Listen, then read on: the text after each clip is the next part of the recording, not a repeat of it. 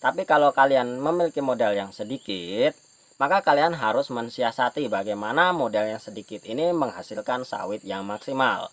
Jet planes in the night sky with you, getting high in the sunrise with you. Assalamualaikum warahmatullahi wabarakatuh, sahabat sawit, sahabat planter dimanapun kalian berada. Semoga kalian selalu dalam keadaan sehat walafiat, amin. Oke teman-teman, dalam kita menanam kelapa sawit itu berbeda dengan kita menanam tanaman perkebunan lainnya. Karena apa? Sawit ini memerlukan begitu banyak perhatian dan perawatan yang super ekstra dari pemiliknya. Apabila kita tidak melakukan perawatan yang maksimal, maka potensi kegagalan itu akan jauh lebih besar daripada tanaman-tanaman yang lainnya. Dan kerugian tentu akan hadir kepada kita. Nah, sebelum kita berniat untuk berkebun kelapa sawit, maka harus banyak persiapan yang harus kita lakukan.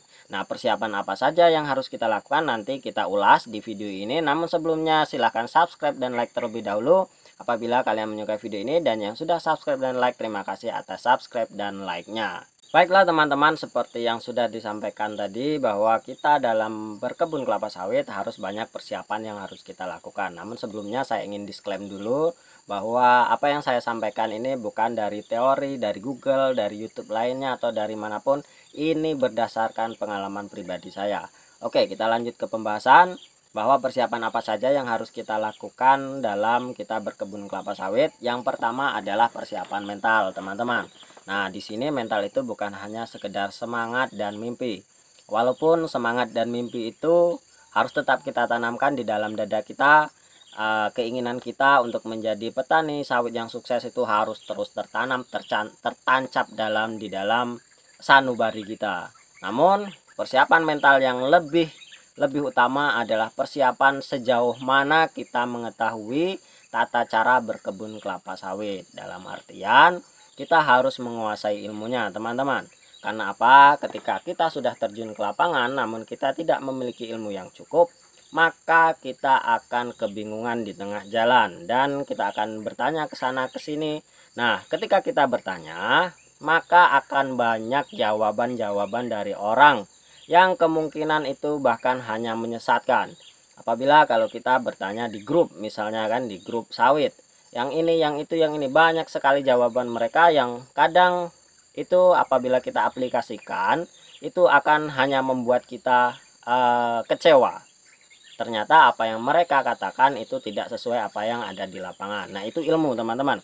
Jadi sebelum kalian bersiap-siap atau kalian menanam kelapa sawit, kalian harus belajar dulu tekniknya bagaimana, tata caranya bagaimana, apa yang harus kita lakukan, pemilihan benih yang tepat, terus penggarapan lahan yang tepat itu harus bagaimana. Kalian harus persiapkan banyak tempat kalian untuk belajar, baik itu di Google atau dimanapun, di buku itu kalian bisa belajar atau bertanya dengan orang yang sudah sukses.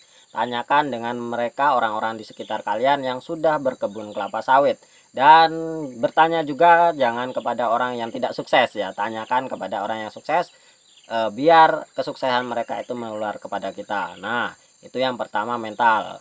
Perencanaan yang baik akan menghasilkan hasil yang baik pula. Dan yang kedua, persiapan yang harus kita lakukan adalah modal, teman-teman. Nah, ini adalah yang terpenting. Dalam menanam kelapa sawit itu memerlukan modal yang tidak sedikit. Bahkan akan berkali-kali lipat daripada kalian menanam karet ataupun tanaman yang lainnya. Nah, modal yang cukup maka akan menghasilkan hasil yang cukup juga. Nah, kalau kita memiliki modal yang kurang, maka kita harus mensiasatinya bagaimana sawit kita itu akan menjadi maksimal. Nah, di sini perencanaan strategi yang harus kita lakukan, teman-teman. Kenapa?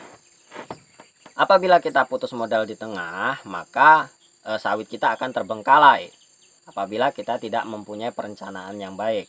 Nah, modal ini teman-teman bukan hanya sekedar kita punya lahan, terus kita punya bibit, bukan hanya sekedar itu. Karena perawatan itu akan berkelanjutan dan berkesinambungan, tidak hanya berhenti satu kali sampai dua kali, tapi akan terus menerus sampai sawit kita menghasilkan dengan secara maksimal. Nah, teman-teman, apabila kita memiliki modal yang cukup, ya silahkan langsung saja kerjakan perkebunan atau kebun sawit kalian. Tapi kalau kalian memiliki modal yang sedikit, maka kalian harus mensiasati bagaimana modal yang sedikit ini menghasilkan sawit yang maksimal. Nah, kita beri contoh nanti di kebun adik saya ini, dan saya contohkan dengan kebun saya karena perencanaan strategi beliau ini kurang tepat. Contohnya begini teman-teman, saya dan adik saya itu mempunyai lahan yang sama. Saya mempunyai lahan 5 hektar, adik saya juga mempunyai lahan 5 hektar. Nah, yang di belakang saya ini adalah lahan adik saya. Jadi pada waktu itu beliau membongkar seluruhnya lahan yang beliau miliki. Kami sama-sama membongkar, waktunya sama dan kebun kami pun berdekatan. Sebelah situ kebun saya dan ini adalah kebun adik saya. Nah, saya cuman hanya membongkar 1 hektar teman-teman. Nah, bisa kalian simpulkan seiring berjalanannya waktu bahwa perawatan sawit itu kan cukup tinggi dan cukup mahal. Nah, beliau ini ya bisa dikatakan kehabisan modal dan tidak sanggup mengurus seluruh sawitnya. Dan seluruh biaya yang dikeluarkan juga begitu besar. Modal bibit, modal tebas tebang, modal perawatan itu sangat besar. Sedangkan saya hanya 1 hektar. Dan ketika beliau ini berjalanan waktu, beliau merasa tidak sanggup. Dan saya masih terus berusaha mati-matian lah mengurusi sawit yang hanya 1 hektar. Nah, selain modal yang terkuras, tenaga juga akan terkuras. Logikanya seperti ini teman-teman. Ketika kita mempunyai sawit 5 hektar, kalau kita tidak mengupah, kita tidak akan sanggup mengurusnya. Namun, ketika kita hanya memiliki 1 hektar saja, ya kan, kita akan sanggup untuk mengurusnya sendiri. Kalau hanya sekedar tebas, sekedar nyemprot, kita masih bisa melakukannya. Namun kalau kita memiliki tanah 5 hektar, bayangkan kalian sendiri melakukan penyemprotan dalam bibit 500 batang atau 600 batang, mungkin kalian tidak akan sanggup apabila kalian tidak mengupah kepada orang lain. Mungkin ada sebagian yang sanggup ya, tapi kan tidak hanya menyemprot, ada memupuk, ada tebas juga, ada yang lainnya, dan itu saya rasa sangat tidak mungkin akan kita kerjakan sendiri apabila lahan kita terlalu luas. Namun kalau lahan kita sedikit, ya kita masih bisa berguyur lah, masih bisa kita sedikit demi sedikit kita melakukannya sendiri. Nah, itu logikanya teman-teman.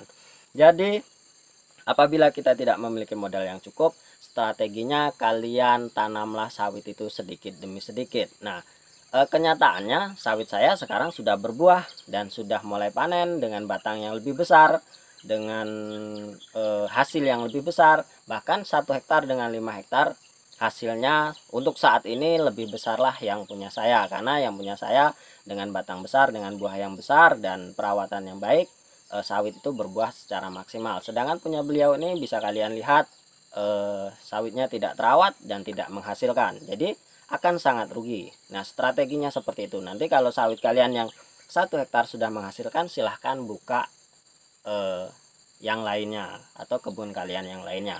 Nah, seperti itu teman-teman. Jadi ada 2 hal penting yang harus sangat kita persiapan. Yang pertama mental dan ilmu serta perencanaan yang matang.